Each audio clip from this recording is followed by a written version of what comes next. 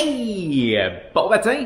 Aujourd'hui, je fais une vidéo en réponse à un seul commentaire. Un commentaire qui me vient de Yohan Boy, qui me dit « Salut Pascal, penses-tu qu'on peut faire un bon film vacances en filmant qu'avec un iPhone? » Je sais pas exactement ce que tu entends comme film vacances, mais écoute, pour avoir un résultat professionnel ou semi-professionnel, je te dirais que ton équipement le moins important, c'est ta caméra. C'est par exemple, tous les vlogs que tu vois sur cette chaîne-ci depuis que je suis aménagé ici sont filmés à 95% avec une petite DJI Osmo Action. C'est une caméra qui est, disons, en termes techniques sur papier, est pas plus évoluée qu'un iPhone.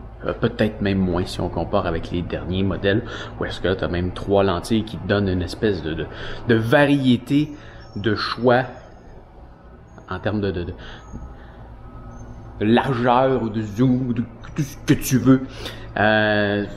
Et ça sort bien. Tu m'entends bien?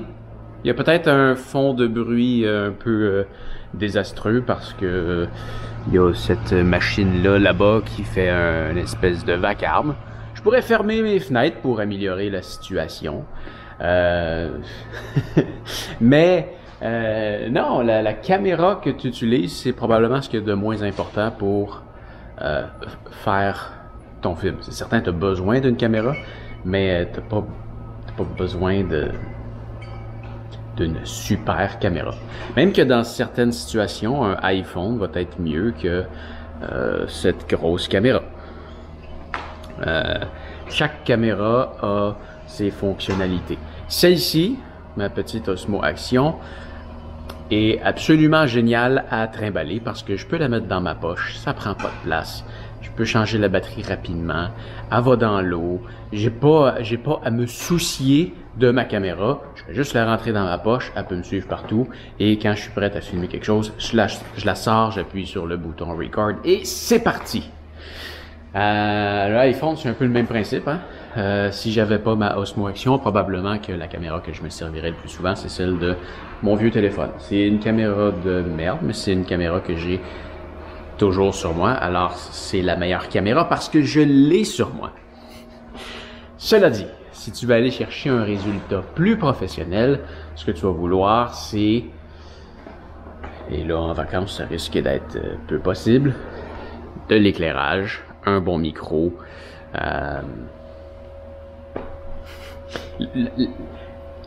la chose principale à te soucier quand tu filmes quelque chose, c'est l'audio. L'audio, c'est ce qui va te donner le résultat le plus professionnel. C'est mieux d'avoir une image médiocre avec un bon son plutôt qu'une bonne image avec un son médiocre. L'audio est plus important que l'image. Ensuite de ça, si tu veux améliorer ton image, avant même d'aller vers une meilleure caméra, c'est l'éclairage. Quand tu filmes, tu enregistres la lumière. Donc, pas de lumière, pas d'image. Si tu as un meilleur éclairage, ça va bien.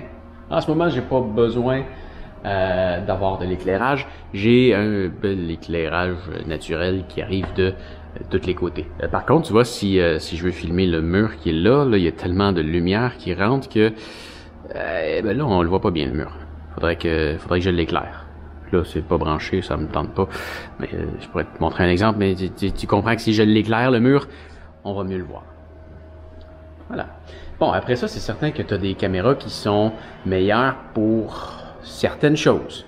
Je pourrais pas tout faire ce que je fais avec cette caméra-là, ou du moins, ça créerait un certain challenge. J'utilise celle-ci quand je me filme sur des longues périodes, parce qu'avec elle, ben, je peux me filmer pendant 8 heures si je veux. C'est pas un problème. La caméra, elle tourne. Elle enregistre. Elle, là, ça va, là, mais disons que quand je me filme au-delà de 15 minutes, là, ça devient assez chaud là-dedans. J'ai aussi été vers cette caméra-là. Cette caméra-là, c'est une caméra qui est capable de me donner une image beaucoup plus belle que celle de la Osmo que j'utilise en ce moment. Elle rentre bien dans ma poche. Par contre, elle est un peu plus grosse. Et elle filme pas plus que 5 minutes, sinon elle surchauffe. Sinon, j'ai été vers cette caméra-là qui me permet de changer d'objectif. Et c'est définitivement elle qui va me donner le look le plus pro. C'est certain que l'image que tu tournes avec ça, c'est pas comparable à ce que tu peux avoir avec un iPhone. Par contre, il y a bien des occasions où tu pourras tout simplement pas traîner ça avec toi. Si tu vas faire du canyoning, du rafting, je pense pas que tu vas amener ça avec toi.